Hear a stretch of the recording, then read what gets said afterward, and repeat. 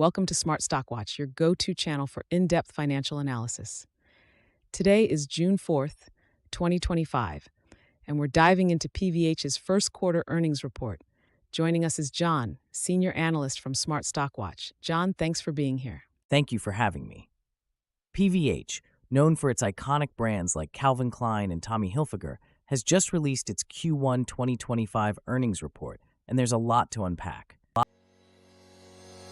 Revenue and profitability overview. Let's start with the top line. PVH reported a revenue of $1.984 billion for the first quarter, which is a 2% increase compared to last year.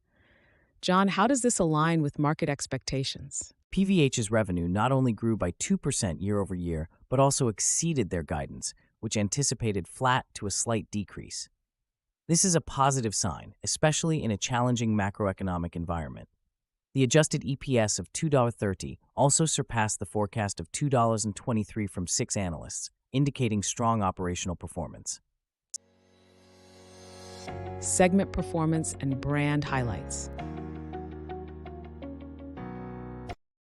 John, can you break down the performance across PVH's segments and brands? Absolutely.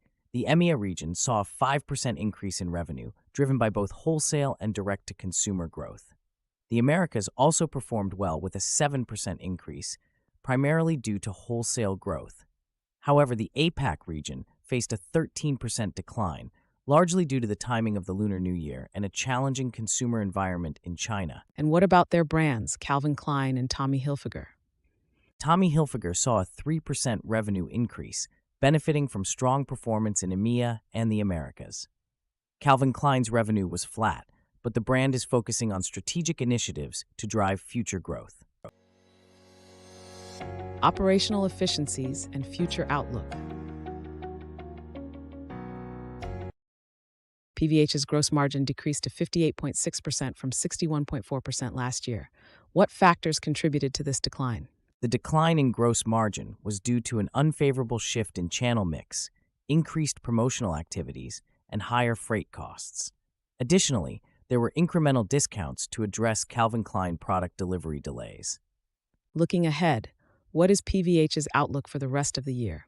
PVH reaffirmed its revenue outlook, but adjusted its EPS guidance to a range of $10.75 to $11, reflecting the impact of tariffs and foreign currency translation. The company is also focusing on cost efficiencies and strategic investments to improve its trajectory in the second half of the year. CFO Insights.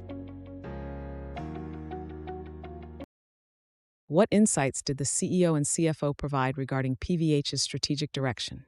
CEO Stefan Larsson emphasized the importance of brand building, particularly for Calvin Klein and Tommy Hilfiger, and highlighted successful campaigns like the Icon Cotton Stretch franchise.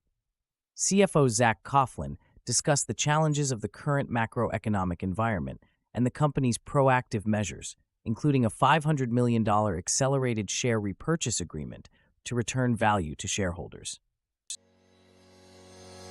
Key takeaways. In summary, PVH has delivered a solid first quarter with revenue and earnings exceeding expectations.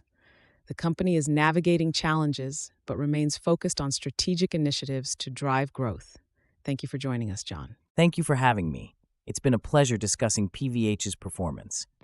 Thank you for watching Smart Stock Watch. Don't forget to like, share, and subscribe for more financial insights.